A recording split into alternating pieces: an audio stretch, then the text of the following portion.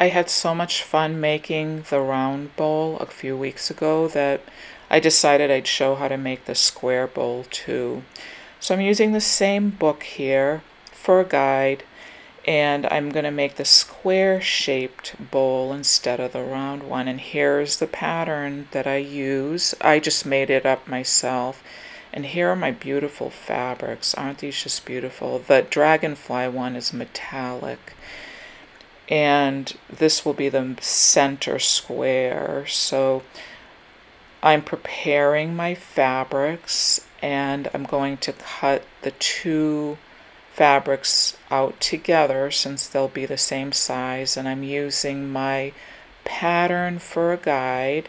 Make sure that I cut it the right size, and then I'll need the fast to fuse, which is the stiffener that will go in between the fabrics. And here's my stiffener, and I use the heavyweight. Here's the label for that. And that gets ironed together to make what I call a fabric sandwich. So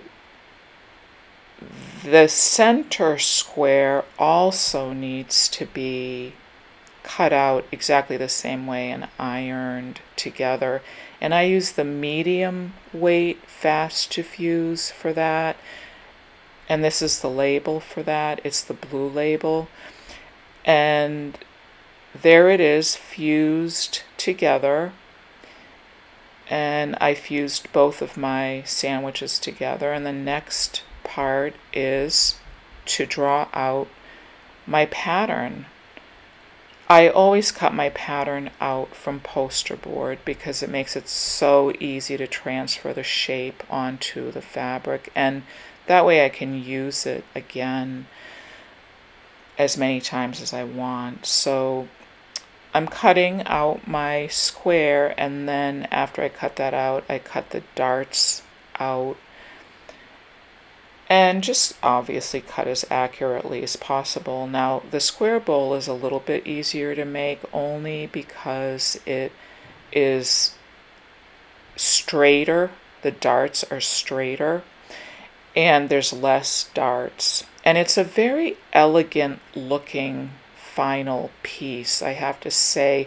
Even though I do prefer the rounder bowl, there's something very elegant about the square-shaped bowl. So this is the center square, and I love these fabrics together. I think they look just beautiful together. Actually, I have a friend who would love this color combination. Now I'm going to sew that onto the center there, and this is how I set my machine: the widest zigzag, and almost on the smallest stitch size.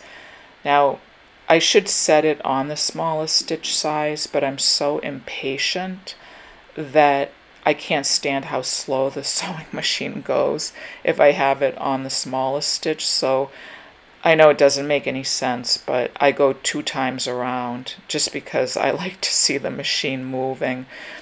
It just is too slow when I put it on the smallest stitch, but it really should be on the smallest stitch. So I just go twice around, and that works great for me. So once that's sewn on, looks so pretty already. The next step will be to sew all of the darts, and the darts just get sewn the same way. You pinch the fabrics together and they zigzag through. You just zigzag, and you catch both sides as you zigzag that closed. So here's the last one. And the next part will be to go all the way around the edge of the bowl. And I do the same thing with that. I go 2 times around. So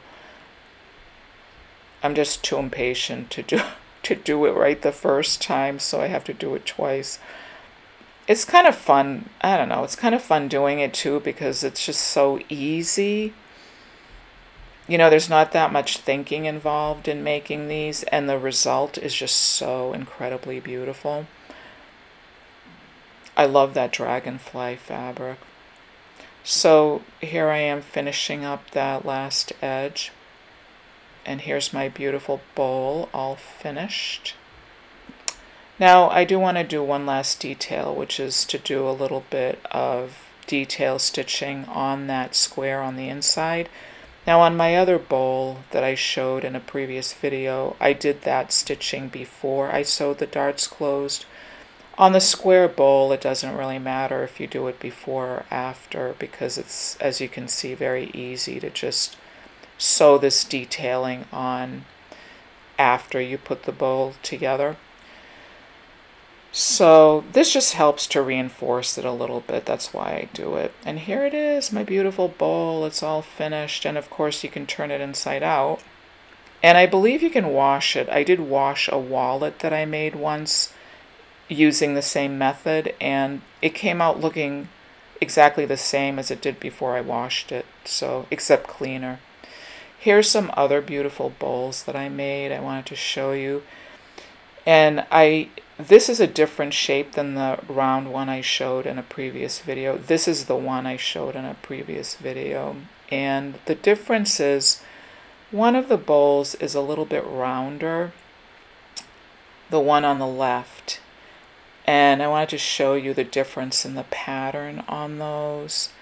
They're both so pretty. I think I like the rounder one better. This is the one I showed in another video. And then this is the rounder pattern. It's got more darts, and some of the darts are long and some are shorter, which is what makes it have that nice curve. Well, I hope that you try one yourself and you can decide which one you like better. Thank you for watching.